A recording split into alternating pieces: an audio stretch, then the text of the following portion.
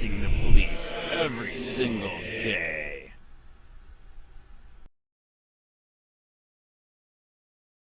Tougher code enforcement rules. One strike, $100. First-time offenses surge from $25. By Betsy Calvert. Staff writer. The cost of keeping too much junk in your yard is about to go up.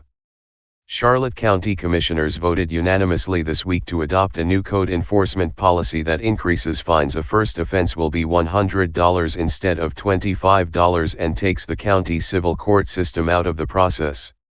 Those accused of code violations will now appeal to the county magistrate, who holds hearings once a month in the county hearing room on Murdoch Circle. The long-standing system had alleged violators appealing their cases in civil court, which was time-consuming, zoning official Sean Cullinan told commissioners at the public hearing. Fines for the first and second offenses went up, but not the high end, which remains at $500 for the third and subsequent offenses. Fines for the second offense are now $250, up from $100. In another change, code enforcement officers can impose a fee without issuing a warning, but they have the discretion to offer a warning in obvious cases where property owners were uninformed, Cullinan said. We typically wouldn't cite the residential property owners unless it's a second or third offense, he said, adding. Business owners are typically held to a higher standard. The county has not updated its fines since the 1990s, Cullinan said. The new fines will hopefully cut back on businesses, such as tree trimmers, that saw a $25 fine as the cost of doing business. Once word gets out, we think the violations will lessen. Code violation complaints arrive daily, Cullinan told The Sun. So far this year, there have been 3,800 code cases and 600 complaints about uncut grass. The county employs 13 certified code officers and 3 administrative staff to handle violations. The most common complaint, Cullinan said, is for junk-like conditions. Commissioner Stephen R. Deutsch said he was more concerned about the length of time it takes for the county to resolve serious code violation complaints that affect public safety, such as unauthorized wiring and construction, or septic system failures, or allowing vagrants to live outdoors. For more serious complaints, Cullinan said, the county would rely on other enforcement procedures, such as for unsafe building standards or improper contractor licensing. For example, Cullinan said, the county last year cut the power to a building under construction on Minnesota Key, to prevent a hazard. This citation process is for smaller items, he said. During a period for public comment, resident Joan Fisher said the county needs to let people know that it has many code requirements. A lot of people don't know that, she said. They go out and trim a tree, or somebody stops and says, let me trim your tree, and they let them. Another resident, David Kesselring, told commissioners fining citizens for code violations is itself a violation of the Constitution and an infringement of property rights. I'd agree with you, David, Deutsch said, in a perfect world. But unfortunately, we don't have a perfect world. Commissioner Joe Tizio said he receives far more complaints from people demanding that the county step up its code enforcement, rather than from people objecting to a fine. Email, ecalvert@sun-herald.com.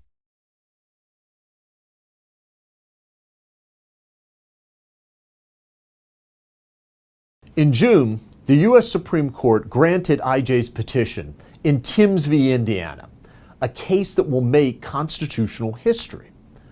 Tomorrow, we will present argument before the justices.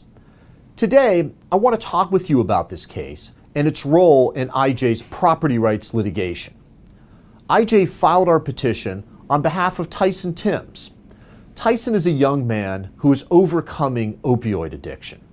After he was convicted of selling $225 worth of drugs to undercover officers, a mistake he made in a last-ditch effort to fund his addiction, Tyson pleaded guilty and served out his sentence, which included house arrest, probation, attending AA meetings, and maintaining a steady job, as well as paying $1,200 in fees.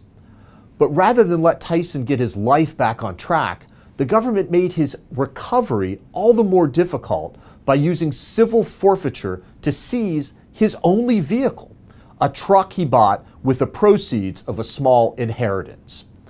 Needless to say, this case is very important to Tyson, but it will have implications for all Americans. There are three vital issues at stake in Timms v. Indiana.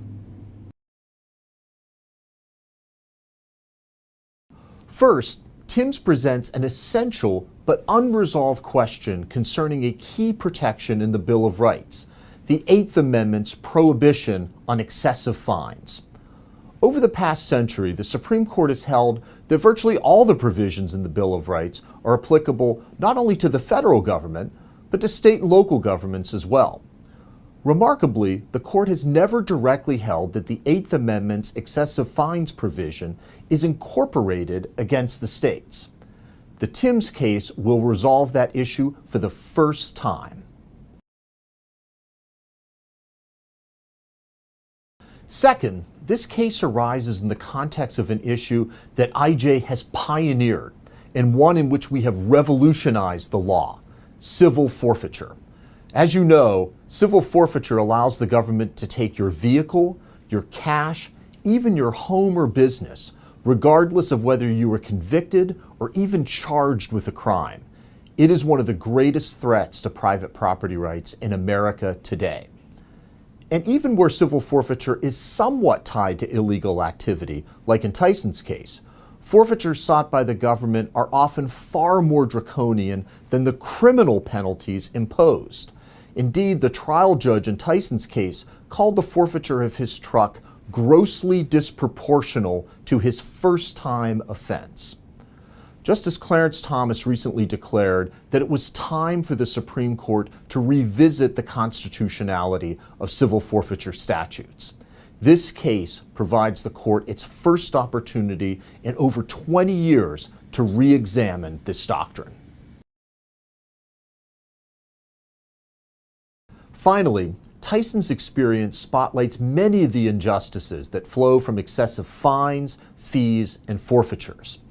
You may remember IJ cases in Missouri, California, Georgia, Indiana, and elsewhere on behalf of property owners who receive thousands of dollars in fines from minor code infractions like chip paint or cracked driveways. There is no public health or safety justification for this enforcement, just a desire for revenue on the part of government agencies that stand to financially benefit. These perverse incentives have created a nationwide phenomenon. At the federal, state, and local levels, fines, fees, and forfeitures have exploded as governments turn to economic sanctions to bolster their budgets. The Timms case has the potential to protect individuals in every state from these abuses and to limit government's ability to turn law enforcement into a revenue stream. For all these reasons, IJ knew that we had to take and win Tyson's case. As you reflect on the case and its potential impact, it is important to recognize that IJ did not just seize this opportunity, we created it. This moment at the Supreme Court is the result of the foundation IJ built on the dozens of cases we litigated on these issues, the path-breaking strategic research we produced, the legislative solutions we developed, and the scorching exposés we secured in the nation's most influential media outlets. And this case, in turn, will be a building block to still further victories in the defense of vital constitutional rights. On behalf of the Institute for Justice and the courageous clients we represent, thank you for making it possible.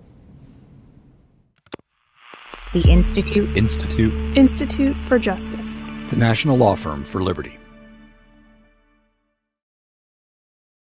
Hey Charlotte County, this is Charlotte County Cop Watch. I am using any video here with under fair use if you have criticism, reporting, teaching, etc. And please donate. I do not make money from YouTube, and there are different ways to donate in the video links. Thanks.